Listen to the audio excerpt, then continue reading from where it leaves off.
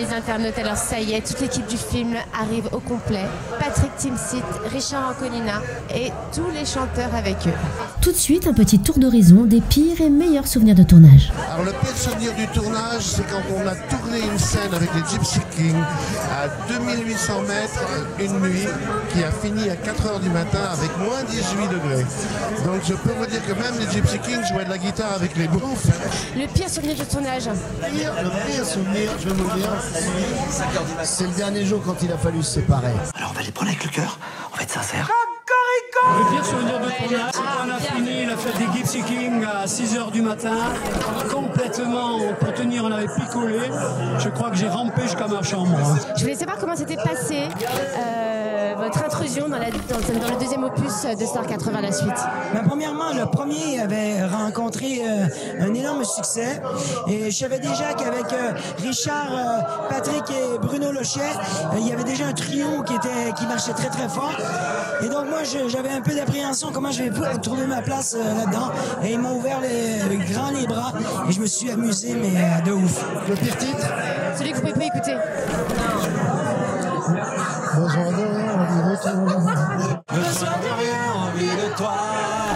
Le meilleur souvenir, c'est quand il y a les filles qui jouent ensemble, qu'on voit la beauté de Sabrina, de Lilio, quand elles arrivent comme ça on se dit waouh, on fait un métier formidable.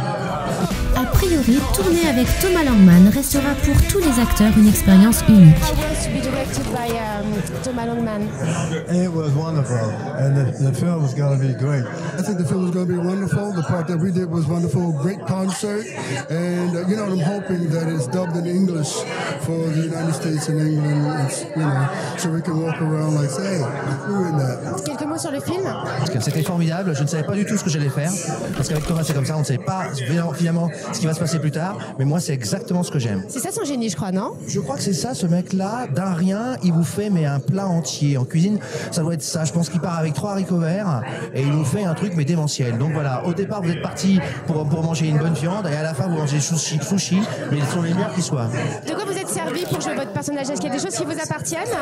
Je suis servi de ce qui était écrit, du type qui est dépassé par les événements, mais qui en même temps n'est pas un homme d'affaires. C'est pour ça qu'ils se sont fait avoir. Ce ne sont pas des producteurs, ce ne sont pas des gens qui viennent de la production musicale avec tous les réflexes. Le personnage, c'est ça. Et en même temps, ils ont le cœur. Ils vous ont fait tourner des scènes de folie, je crois, non? Des choses.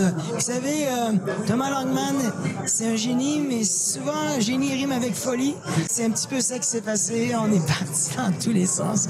J'avais 9 jours de tournage, j'ai fini avec 30. Il y a plein de choses qui se sont passées, mais que du bonheur.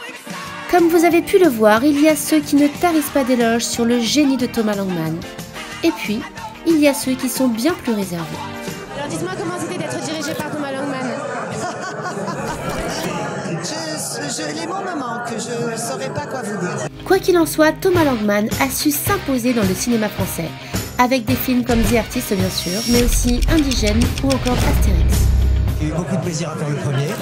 Il a marché, le public nous demandait de faire une suite et moi j'en ai eu envie, tout simplement. J'ai trouvé qu'il y avait une histoire à raconter et des personnages et faire un film avec énormément de tendresse, d'émotion et de rire. Mais vous me direz à la fin. Alors voilà, vous savez tout, ou presque, sur Star 80, la suite.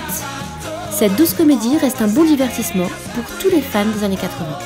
Vous en ressortirez forcément nostalgique et surtout habité par ces tubes sans lendemain qui ont fait toute la gloire de ces années-là.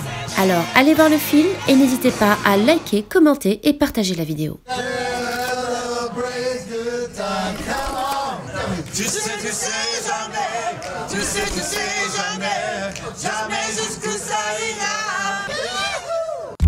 À très vite pour de nouvelles avant-premières sur Iconic People Spécial Cinéma.